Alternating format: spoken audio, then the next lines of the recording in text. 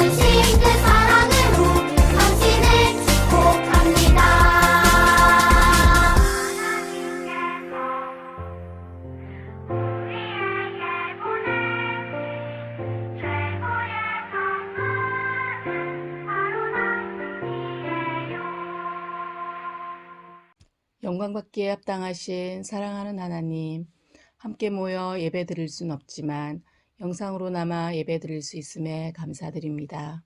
한 주간도 저희들을 주님의 팔로 보호하여 주심에 감사합니다. 이 세상을 버타여 살아가는 저희들, 죄를 지으며 살아갈 수밖에 없음을 고백합니다. 주님 보시기에 화나게 한 저희들의 행동이 있었다면 용서하여 주시옵소서. 아버지, 기장로 유초동부 친구들 한 사람 한 사람이 하나님의 살아계심을 체험하며 이 세상의 빛과 소금의 역할을 잘 감당해 나가게 하시옵소서. 어린 친구들이 신앙생활을 하기에 너무나 많은 유혹들이 있지만 잘 이겨낼 수 있는 믿음을 허락하여 주시고 절제의 영을 허락하여 주시옵소서. 말씀 전하시는 목사님께 성령님 함께 하셔서 선포되시는 한 말씀 한 말씀이 친구들의 영을 살찌우는 양식 되게 하시옵소서. 주변의 예배를 방해하는 악한 것들은 예수의 이름으로 결박해 주시고 예배에 집중할 수 있게 도와주셔서 홀로 영광 받으옵소서. 모든 말씀 예수 그리스도 이름으로 기도드렸습니다. 아멘.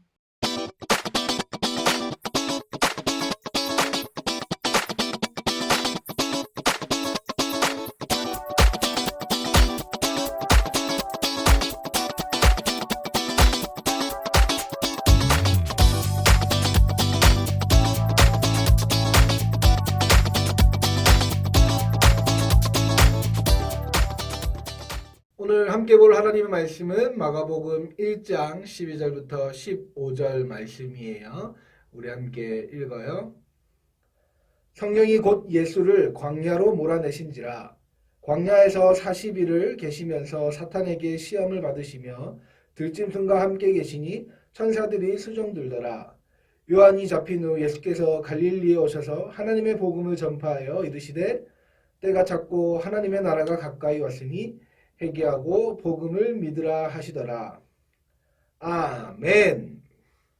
네, 유초등부 친구들, 지난 금요일 날 우리 성탄절 크리스마스였는데요. 가족들과 함께 영상으로 크리스마스 예배, 감사 예배 잘 드렸나요? 우리가 예수님의 오심을 기억하며 그리고 다시 오실 거라는 약속을 믿고 기다리는 대림절 끝에 찾아온 이 성탄절 예배가 기쁨과 감사가 넘치는 시간이었기를 바랍니다. 우리 초등부 친구들, 오늘 말씀은 예수님이 이 땅에 오신 이유가 무엇인지 잘 설명해주는 그 본문입니다. 이 말씀을 통해서 예수님 오신 이유를 우리가 잘 한번 알아보자고요. 네. 오늘은 퀴즈 없이 바로 설교를 시작하도록 할게요. 퀴즈는 우리가 다시 친구들과 함께 만나서 예배드리는 그날부터 시작하도록 하겠습니다. 본문 앞을 보면 오늘 본문은 마가복음 1장 12절부터인데 7절부터 11절까지 예수님이 세례받는 장면이 나옵니다. 예수님은 다른 사람들과 마찬가지로 어디서? 요단강에서 세례를 받으셨어요. 요한은 자신을 예수님의 신발끈도 감히 풀지 못할 엄청난 격이 있는 관계, 요한은 예수님이 엄청 높으신 분, 엄청 크고 위대하신 분으로 설명하고 있는 거예요.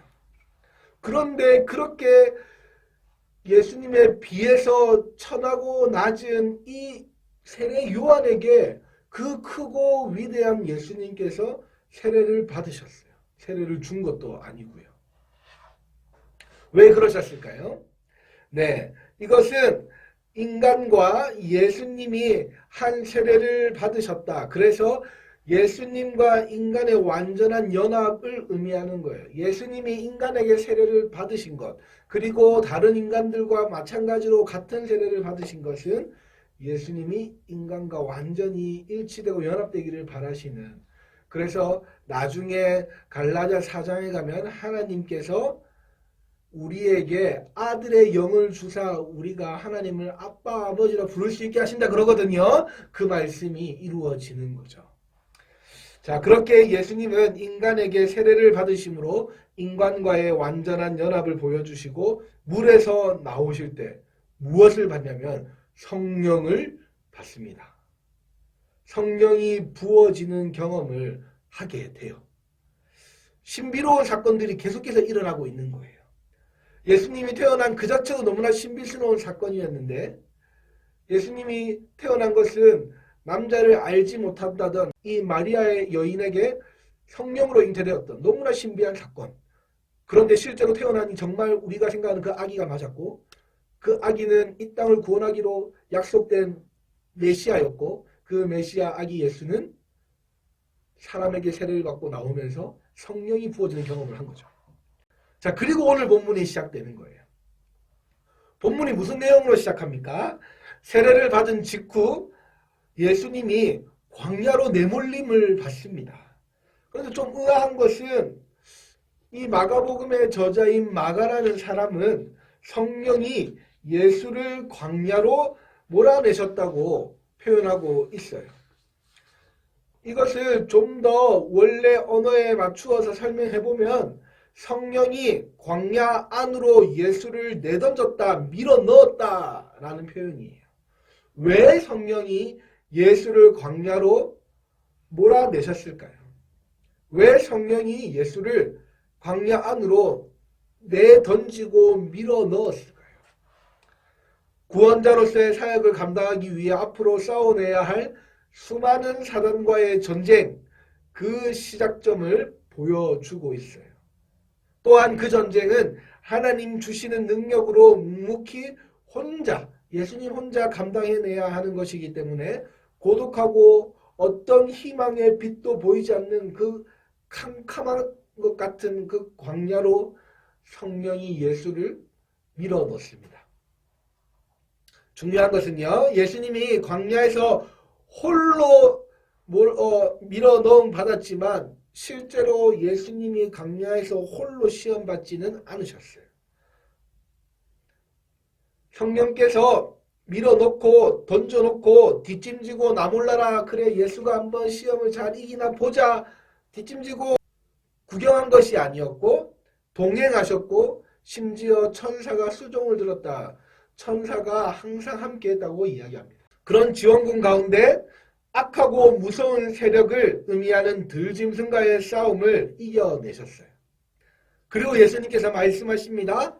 때가 찼고 하나님의 나라가 가까이 왔으니 회개하고 복음을 믿으라. 아멘. 예수님은 아버지의 뜻에 순종하여 이 땅에 오셔서 말의 밥그릇인 구유, 말이 좋아서 구유지 말밥그릇, 거기서 나셨고 세례를 받자마자 광야로 내몰려 사탄의 시험을 당하시고 그 사역 가운데 처음 선포하신 말씀, 처음 하신 말씀이 때가 찼고 하나님의 나라가 가까이 왔으니 회개하고 복음을 믿으라 라고 말씀하셨습니다. 이것이 예수님이 이 땅에 오신 이유이고 예수님의 정체성이에요. 정체성이란 단어가 어렵죠. 무슨 말이냐면 예수님이 이 땅에 오신, 이 땅을 살아가는 이유인 거예요. 어떤 가치를 붙들고 살아가느냐, 예수님이 살아가는 삶 가운데 가장 중요하게 여기는 것이 무엇이냐, 무엇이에요? 복음을 전하는 것이었어요. 예수님은 이 말씀을 하시고 복음을 전하시려고 죄 있는 자가 회개하여 하나님의 나라에 들어갈 수 있도록 그 길을 안내하시고 인도하시기 위해 오셨어요. 성경에서는 예수님이 어떤 분이냐 이렇게 말합니다. 요한복음 가니까 예수님께서 말씀하세요. 내가 곧 길이요 진리요 생명이다. 우리에게 구원받을 길을 안내해 주시기 위해 오신 그 예수님이 곧 길이라는 거예요. 예수님을 믿는 게 구원받는 길인 거예요. 왜 예수님을 믿어야 하는지 이제는 알겠나요? 예수님을 믿는 믿음으로만 하나님의 나라에 들어갈 수 있기 때문이죠. 예수님을 믿는 믿음으로만 구원을 얻을 수 있기 때문이죠. 오늘 본문을 통해 목사님이 우리 유초등부 친구들에게 묻고 싶은 질문이 한 가지 있어요. 내게 예수 그리스도는 무엇인가? 내게 예수 그리스도는 누구인가? 라는 질문이에요. 밑에 보세요. 화면 보시면 내게 예수 그리스도는 블랭크, 네모칸이 있죠. 여기에 여러분이 쓸 말을 한번 써보세요.